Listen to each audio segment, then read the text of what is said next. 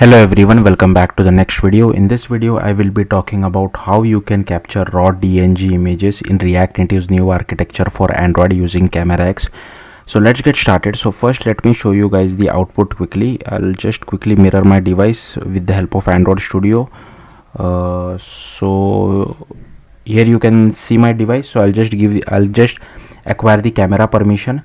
So here you can see camera permission has been granted. Now here I'm getting a toast message saying raw JPEG support is supported on this device.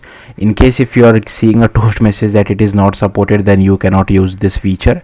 Okay, but it is supported on my device. So I'll just click on capture and it will capture the image for me and it will display it inside an image view. Now there is a bit of problem. I don't understand why the image is rotated in the wrong direction. If you know, do let me know in the comments. But also the image is saved to external storage. So if I just quickly go to images over here you can see the image has been saved to external storage. So this is the raw DNG image. It looks more I feel like appropriate inside the files app. So yeah, and I'll just quickly delete all these images because I want to show you one more thing at the end of this tutorial. Where we will capture JPEG as well as raw DNG image simultaneously. Okay, but first let's just concentrate on raw DNG image. So first you need to create an application by running this command, but here instead of turbo module example you can just write your own project name, and you don't need to specify the version. Whatever is the latest version at the time of you watching this video, it will automatically pick that version. So I am using React Native 82, which is the latest at the time of me recording this video. And then okay, so we need to come to over here inside components, right? Then here you can see, I'll just scroll down, they have given us the example of web view. So instead of web view, wherever you see in this documentation web view, we need to replace it with my camera. Okay, again instead of my camera you can give it whatever name you feel like, but that name will be used in lot other places. So if you are doing this for the very first time, it's better you follow what I'm doing. And this native component is also very important. If you don't write native component, React Native will not able to find your TypeScript file and it will not do code generation for you. So yeah, let's get started. I have created a React Native project. Then first you need to create a specs folder inside the root of your React Native project, and here you can see I have created this file. Now the code for this file I have just copy pasted it from the documentation over here, but I have made few changes. So firstly here it should be custom my camera or name of your file, custom name of your file. And here I have refactored the name to on image taken, because on image taken makes sense in our case. And here we have a result as well of type string. So the once the image is captured on native Android side, will send the image back to React Native side in form of string, right? That's why the result type is of type string. Also sorry, I forgot to mention one thing. At the time of me recording this video, there is no third-party library which can achieve this functionality. So that's why I have written native code for this. Okay, then you need to go to let's go through the documentation itself. Inside package.json we need to copy this code, but again instead of web view we need to write my camera. So go to package.json and here you can see I have copy pasted this bit of code. Again my camera over here and rct my camera over here. And then you need to scroll down and you need to run this command. So I'll just copy this command. I'll open a new tab over here. Okay, I'll just close this and I'll just cd to my expo React Native, sorry, to my React Native project, not expo. I'm just using plain React Native, and I'll just run this command. So cd, so this will do cd to Android folder and it will run code generation for you. So this might take a bit of time, so be patient. So let's just wait for the build to be successful. Hopefully it should be pretty soon.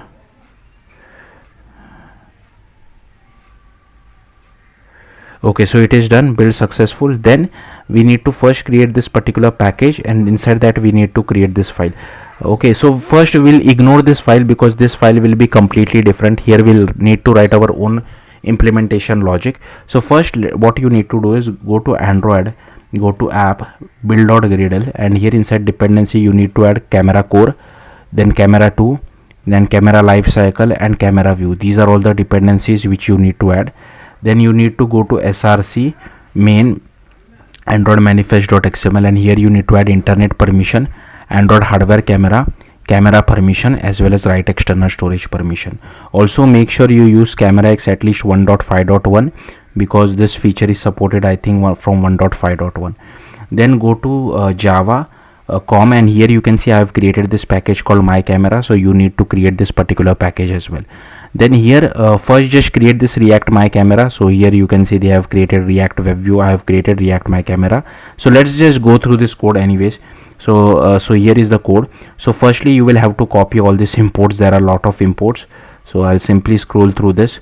Okay, then here is we are getting our current context. Here is our camera, this is the preview, this is image capture, here is our capture button, this is the viewfinder. Then here is our camera executor, here is our camera provider, here we get the back facing lens, then here we get hold of our activity, then we set the layout params as well. Then here we call install hierarchy filter. So this is, I'll explain more about this once you see the actual implementation of this. Then we add the viewfinder, then we set the text background color, text color, as well as alpha to our capture button, and here we add layout params as well. We add capture button to our parent view, and then we add a click listener, and here we call take photo. Then inside on attach to window we check whether we have camera permission. If yes, then call setup camera, and on detach from window we shut down our camera executor as well as unbind our camera provider.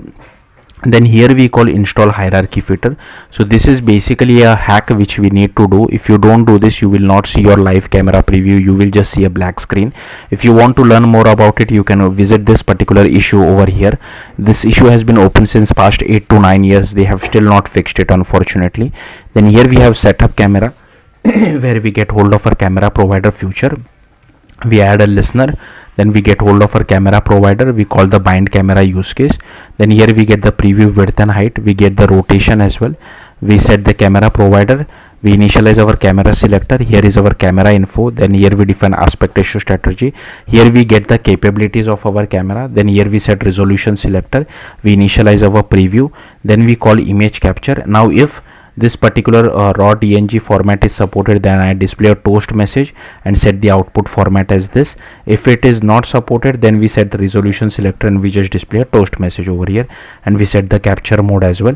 Then here we initialize our use case group builder, we unbind our camera provider, we bind it to the life cycle over here, and we set the camera as well, and here we set the surface provider as well. Then here is our take photo method where we get our image capture. Then here is our simple date format.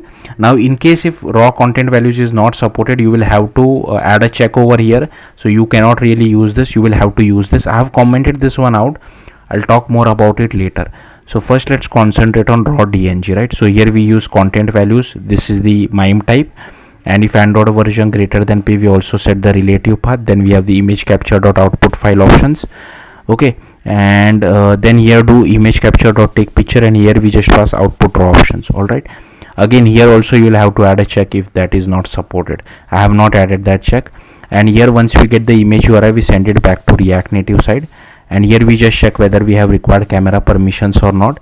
And this is how we send data back to React Native side. So this I have copied it from the documentation, but you need to change a few things, like here we have the on image taken event, right?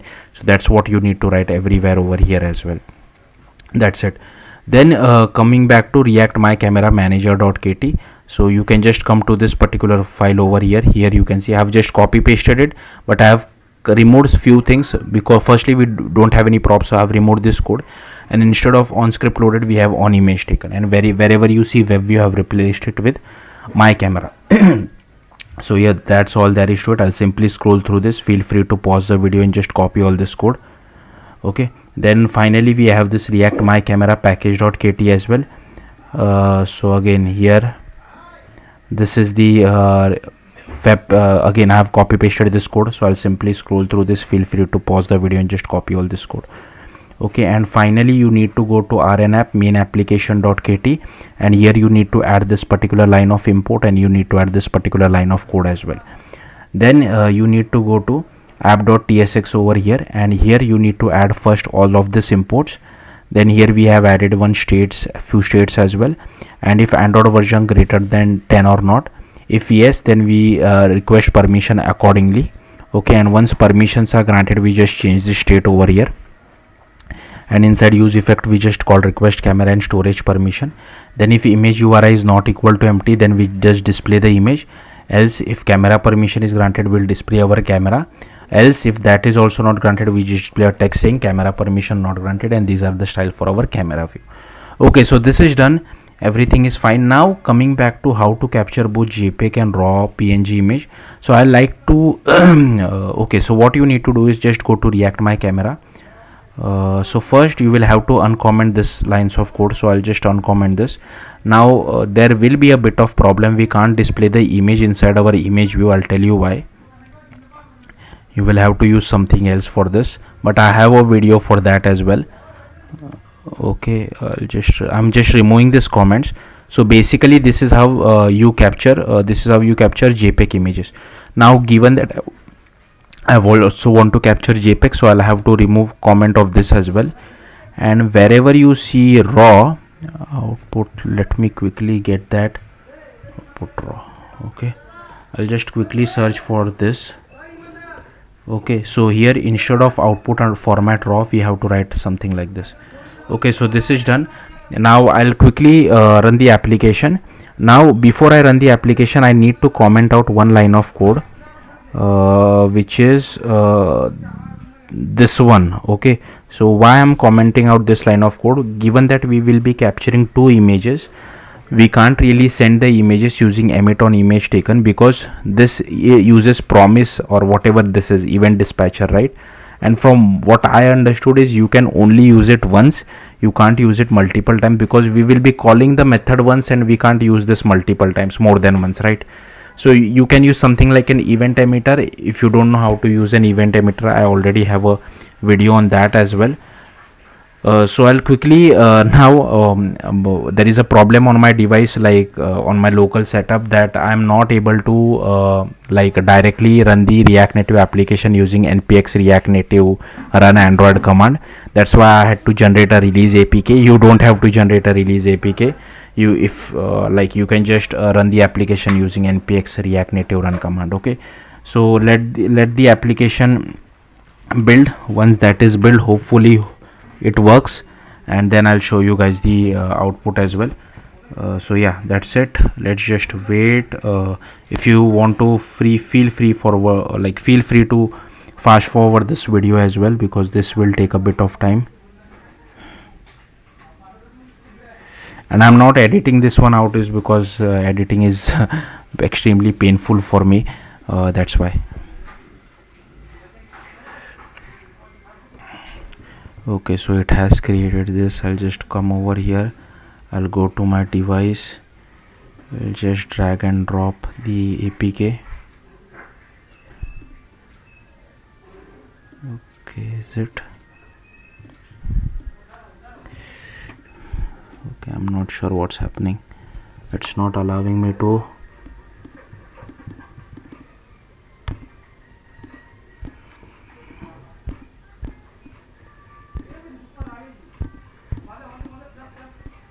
I'm not able to drag and drop. I don't know why.